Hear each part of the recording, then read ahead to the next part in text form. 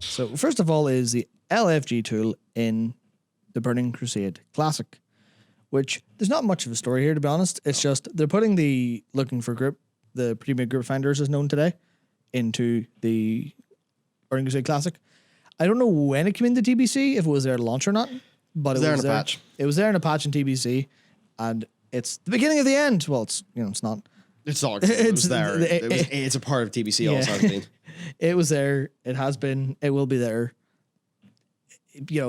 Try not to involve yourself in historical revisionism to suit your needs. Yeah.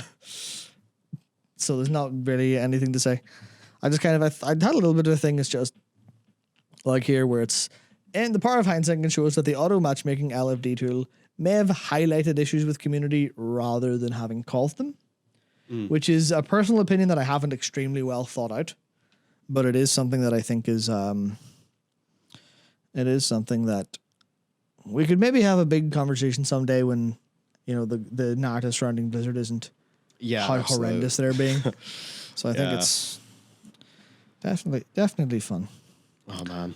And that brings us to. That's the end of World of Warcraft until Super Chats are spoken. The end, yeah.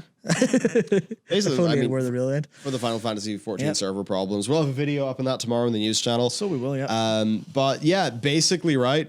We'll just do some of the key quotes because they're quite fun. And I also really like the DJ Khaled meme. Yeah, Yoshi P suffering from success. But yeah, basically the core of this story is they're suffering from success. The game's doing too well and they can't keep up. Like for their numbers, Yoshida said staggering unexpected number of new players, I think especially in NA and EU, but like super especially in NA for the queues. For the login caps, they've increased the login caps. They've had to make it though so that there's the queue obviously, but they've had to implement the auto logout when you're AFK feature. They've had to do that. They've had to make it so that free trial people can't log in because they've had to can't log in if there is a queue, which there basically always is, because they've got to prioritize the experience of their paying customers. It even says here, while we regret having to do so, we would humbly ask two things to ensure the new players have an opportunity to create characters. And they're saying, if you're not actively engaged in the game, please log out so someone else can log in. And also, we request you avoid creating new characters during peak congestion times. That's like how wild and wacky, it has got from, for them, right? It's wild. Yeah, we're very sorry, but please, ration out your game time so other people can play. Thank you. Yeah, that's wild.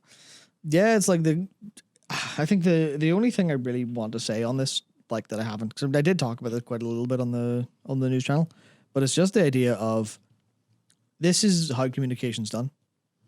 You go, here's the reasons. We're sorry. Here's what we're doing to solve them.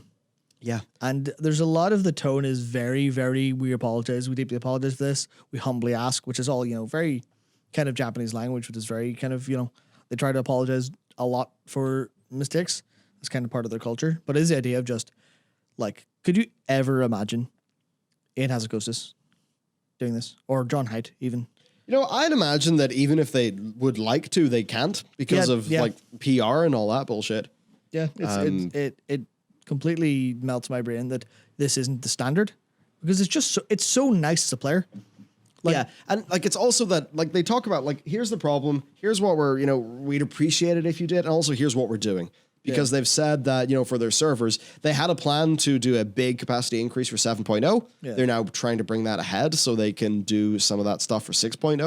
Mm-hmm. And they talk about with the servers, they cannot get servers at market rate because of the semiconductor shortage. And even worse than that for them, they're willing to pay more than market rate for servers, and they still can't get servers. And then, because of travel restrictions, it's very hard to get, server engineers and stuff like that onto site to actually do the physical work. So, they're trying as hard as they can, it seems, but it's just so many people are flooding into that game that, there you go. Big success. Yeah, literally suffering from success. Yeah. Which, I can imagine, based on how Yoshi P talked candidly, to be fair, I've never seen him talk candidly because I don't know him. Yeah. Every time he's speaking in the capacity as the FF14 director and producer. But even how I was talking to Hiroyuki on the stream, he's like, when World of Warcraft was brought up, he spoke with nothing but reverence about it.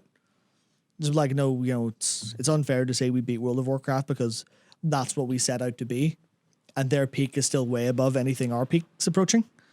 So we'd rather it's not the correct way to say you beat them. The correct thing is we're trying to do better.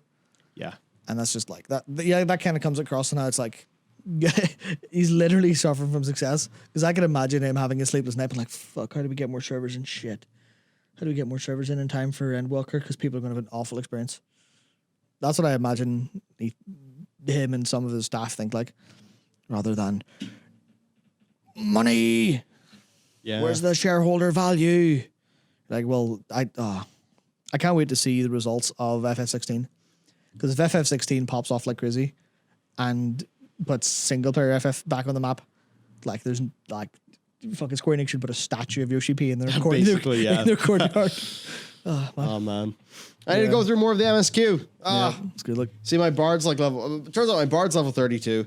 Not my bard, I mean, it's all my character. Bard's level 32, but I was re-rolling to rogue because I want to go through the early writing work. Natsuko Ishikawa. Natsuko Ishikawa, yeah. Yep. I want to go through the early work of her, which I'm doing.